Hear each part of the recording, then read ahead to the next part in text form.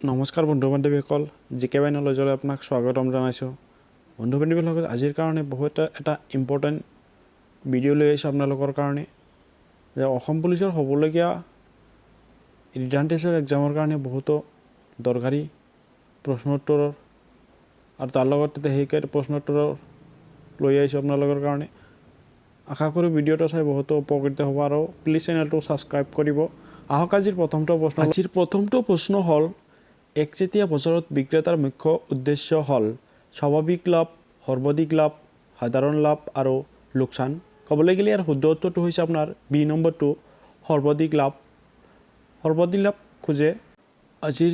দ্বিতীয় নম্বৰ প্ৰশ্নটো হ'ল ভাৰতে আমদানি কৰা এবিধ প্ৰধান সামগ্ৰী হ'ল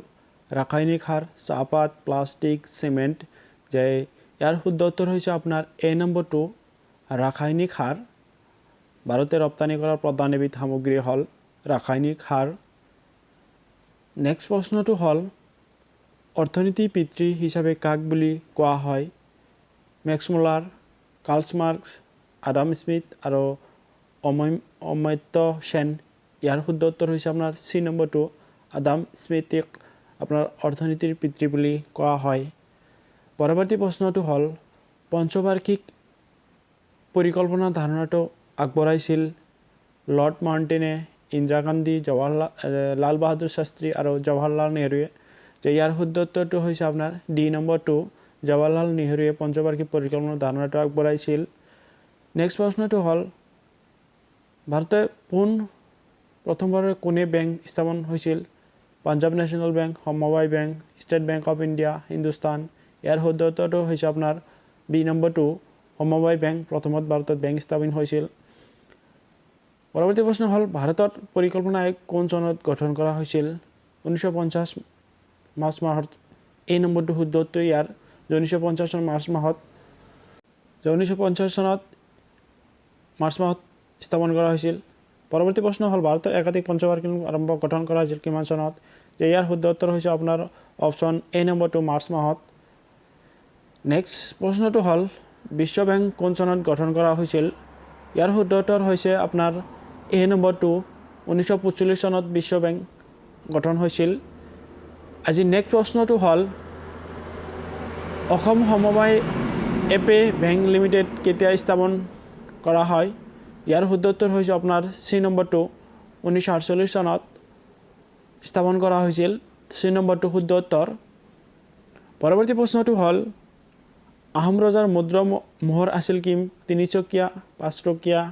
8 চকীয়া আৰু 4 চকীয়া ইয়াৰ চি নম্বৰটো শুদ্ধ উত্তৰ যে 8 চকীয়া আহোম ৰজাৰ মুদ্ৰাৰ মোহৰ আছিল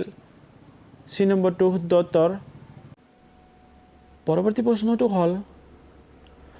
ভাৰতৰ মুঠ সংৰক্ষিত বনাঞ্চলৰ পৰিমাণ কিমান যে ইয়াতে কৈছে ভাৰতৰ মুঠ সংৰক্ষিত বনাঞ্চলৰ পৰিমাণ হ'ল 50% 40% আৰু 33.3% আৰু 10% ইয়াৰ শুদ্ধ উত্তৰ হৈছে আপোনাৰ অপশ্যন চি নম্বৰটো 33.3% পৰৱৰ্তী প্ৰশ্ন হ'ল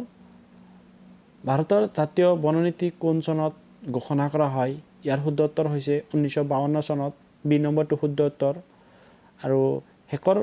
প্ৰশ্নটো হ'ল আজিৰ শেষৰ দুটা প্ৰশ্ন হ'ল তৰল সোণ বুলি কাক আখ্যা দিয়া হয় যে পেট্ৰলিয়াম চি নম্বৰটো শুদ্ধ উত্তৰ পেট্ৰলিয়ামক আপোনাৰ তৰল সোণ বুলি কোৱা হয় আৰু চাহ নিলাম কেন্দ্ৰটো ক'ত অৱস্থিত আছে তেজপুৰ ধুবুৰী ডিব্ৰুগড় গুৱাহাটী ইয়াৰ শুদ্ধ উত্তৰ হৈছে আপোনাৰ গুৱাহাটীত চাহ নিলাম আজিৰ শেষৰটো প্ৰশ্ন হ'ল জলবিদ্যুৎ উৎপাদন সমগ্ৰ পৃথিৱীৰ ভিতৰত জাপানৰ স্থান কিমান এই নম্বৰটো শুদ্ধ উত্তৰ চতুৰ্থ স্থানত আছে জাপান যদি ভিডিঅ'টো চাই ভাল লাগিছে প্লিজ চেনেলটো ছাবস্ক্ৰাইব কৰিব লাইক কমেণ্ট শ্বেয়াৰ কৰিব ভিডিঅ'টো চোৱাৰ কাৰণে থেংক ইউ